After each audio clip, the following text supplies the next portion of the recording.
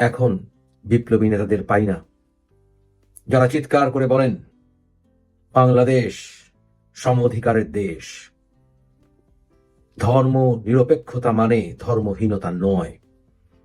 পাই না। কিন্তু কি পাই, কি দেখি?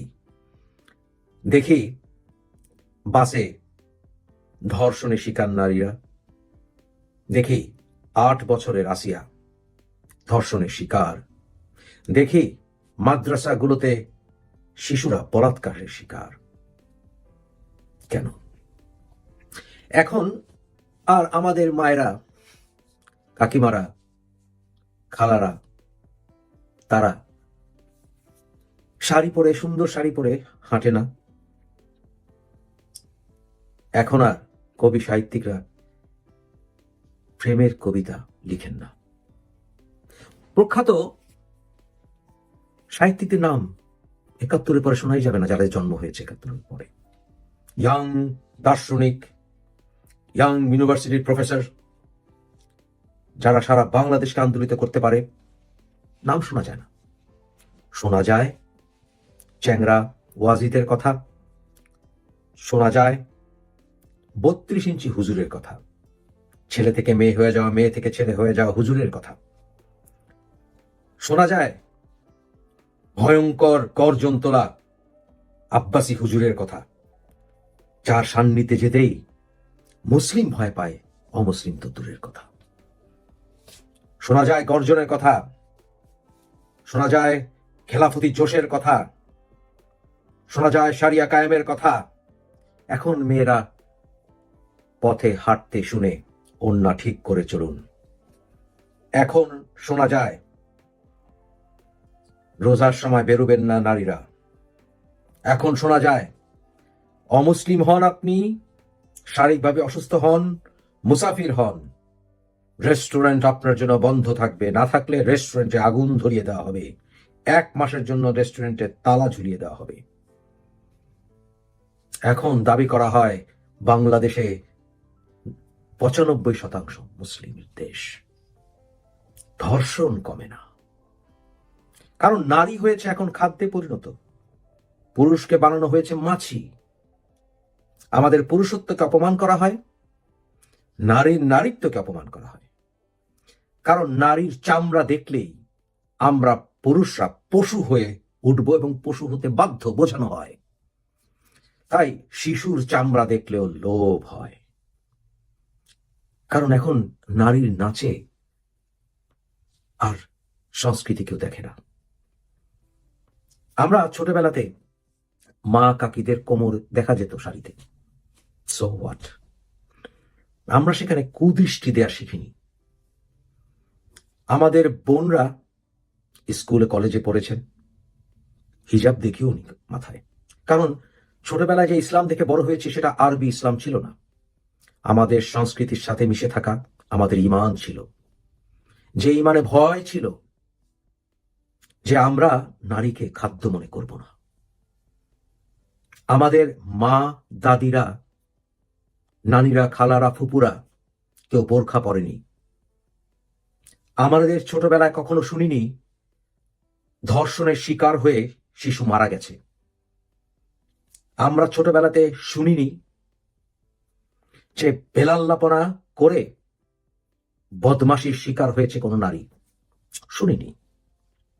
কিন্তু বদমাশের সংখ্যা বেড়েই চলেছে।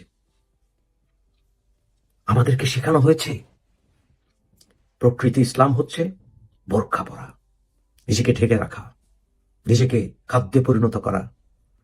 আমাদেরকে শেখানো হয়েছে একটুখানি নারীকে দেখা গেলেই তার প্রতি লোভ জাগা স্বাভাবিক। শিশুকেই ছোট বেলা থেকে বোরখাতে আবদ্ধ করো, কারণ বোরখাতে আবদ্ধ করলে সেই শিশু ছোটবেলাতেই আবদ্ধ হওয়ায় অভ্যস্ত হবে। আমাদেরকে প্রকৃত ইসলাম শেখানো হয়নি, যেখানে আমরা কোরআনে পড়েছিলাম ইউসুফ আলাইহিস সালাম পৃথিবীর সবচেয়ে সুন্দর মানুষ, তাকে নারীরা পেছন থেকে টেনেও, কাপড় ছেড়েও তাকে কাবু করতে পারেনি। এমন ইসলাম আমরা শিখিনি। আমাদেরকে শেখানো হয়েছে মোল্লা মৌলবীর ইসলাম। নারীরা যেখানে সবচাইতে বেশি অসহায়, প্রকৃত পুরুষ আমাদের এই মোল্লা মৌলবীরা তৈরি করতে পারেনি। তারা পুরুষত্ব বোঝেই না। তাদের কাছে নারীরা হচ্ছে যৌন স্পৃহা মেটানোর যন্ত্র, আর পুরুষ হচ্ছে কাস্তে হাতে শিকারী। তাই আজকে আমাদেরকে আসিয়া দেখতে হয়। ফেরাউনের স্ত্রীর নাম ছিল আসিয়া। সে শ্রেষ্ঠতম নারীদের ভিতরে স্বীকৃত ইসলামে। আর আজ এই আসিয়াদের ভুগতে হয় চারিদিকে ফেরাউনের শিকার হয়ে। কারণ সমাজ ইউসুফ আলাইহিসসালাম দ্বারা অনুপ্রাণিত হয়ে প্রকৃতি ইসলাম শেখেনি, সমাজ শিখেছে ফেরাউন হতে। তাই দৃষ্টিভঙ্গির চেঞ্জ হয়নি, মনের পরিবর্তন হয়নি, হয়েছে খোলসের পরিবর্তন। ধর্ম এখন খোলস, তারা গুনে গুনে বেহেশতে যেতে চায়। তাই এখানে আউলিয়াদের মর্যাদা নেই, প্রকৃত সুফি মুসলিমদের মর্যাদা নেই। ওলিয়া আউলিয়াদের মাজার ভাঙা হয়। আর কতদিন, আর কতদিন? আমি বলবো এনাফ ইজ এনাফ। আমরা যারা 90-এর অভ্যুত্থানের সাথে জড়িত ছিলাম, প্রত্যক্ষ বা পরোক্ষভাবে মিলিটারি শাসন আমরা ঘৃণা করি, কারণ তার বিরুদ্ধে জীবনের 3টি বছর সেশন জামে কাটিয়েছিলাম, হারিয়েছিলাম। কিন্তু দেশের বর্তমানে যে অবস্থা, ইউনূস সরকার যেভাবে বিফল হয়েছে, সমন্বয়কারীরা যেভাবে দেশকে জাহান্নাম বানিয়েছে, ওয়াকার সাহেবের ইমিডিয়েট কর্তব্য হচ্ছে ক্ষমতা গ্রহণ করা এবং একটি নির্দলীয় নিরপেক্ষ ন্যাশনাল গভর্নমেন্টের অধীনে ইমিডিয়েটলি নির্বাচন নিশ্চিত করা এবং নির্বাচিত সরকারের কাছে ক্ষমতা হস্তান্তর করা। কিন্তু উনি যেন আরেকটি এরশাদ না হয়ে যান, ক্ষমতা যেন কুক্ষিগত না করেন।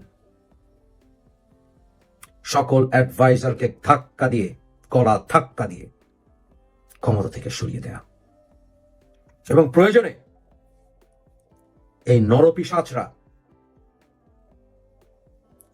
যারা জামাতিদের সাথে হাত মিলিয়েছে, মোল্লাদের সাথে হাত মিলিয়েছে, স্বাধীনতার শত্রুদের সাথে হাত মিলিয়েছে, তাদের বিরুদ্ধে প্রয়োজনে সামাজিক যুদ্ধ ঘোষণা করা, এটাই ইমিডিয়েট কর্তব্য মিস্টার ওয়াকার।